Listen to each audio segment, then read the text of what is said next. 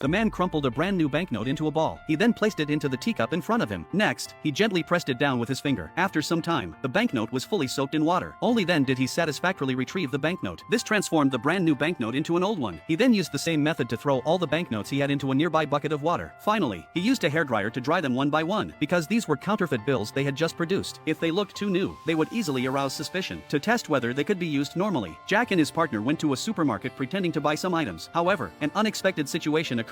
When the store owner took the money, he looked serious. He examined the cash in his hand, then turned to look at Tom. At this point, Tom realized something was wrong. Just as he was about to run, the store owner grabbed his wrist. Seeing this situation was bad, Jack quickly pulled him out, but the store owner did not intend to let them go. In the end, the two hid in an alley, narrowly escaping the crisis. They didn't expect their carefully made counterfeit money to be easily detected, but soon, they found a solution. It turned out that in 2016, India comprehensively upgraded its currency. The genuine currency used color-shifting ink, which changes color slightly under different angles and lighting. Additionally, it had unique security threads, which are key features for currency verification machines. Whether it's the 500 or 1000 rupee notes, they all used special cotton pulp paper. This material feels completely different from other types of paper. That's why real banknotes produce a crisp sound. Although making counterfeit money seemed difficult, the two did not give up. Soon, they began planning their operation. The first step was to create a template, because banknotes have very fine war patterns. Even the world's most advanced scanners cannot perfectly replicate them. The only way is to manually replicate them. But for Jack, who specializes in replicating famous paintings, this was his forte. First, he completed a draft by hand. After scaling down the drawing proportionally, they could create a printing plate. The second step was to find identical paper. To find paper similar to real banknotes, the two searched bookstores and secondhand bookstalls daily. They even spent money to order various types of paper with impurities. Eventually, they found a material with a similar feel. The third step was color-shifting ink. Tom had been learning printing in a factory since he was 3 years old. With 30 years of rich printing experience, he tried mixing over 100 types of pigments. Finally, he found a suitable metallic paint and successfully blended in nearly perfect color-shifting ink. However, the security thread on banknotes was impossible to replicate, but they were fortunate to discover that the security thread on the 10 rupee note was the same as that on higher denominations. In other words, they only needed to remove the security thread from the 10 rupee notes and transfer it to the counterfeit bills. Finally, to make the banknotes crisp, Tom mixed water and varnish to create a solution. He evenly applied it to the surface of the paper, achieving the same feel as real banknotes. After completion, Jack placed a stack of banknotes into the currency verification machine. With the sound of successful verification, they managed to deceive the machine. Even the currency verification machine couldn't detect the counterfeit, making it even less likely for people to notice. So the two confidently went to the store again, hoping this time they could successfully purchase items.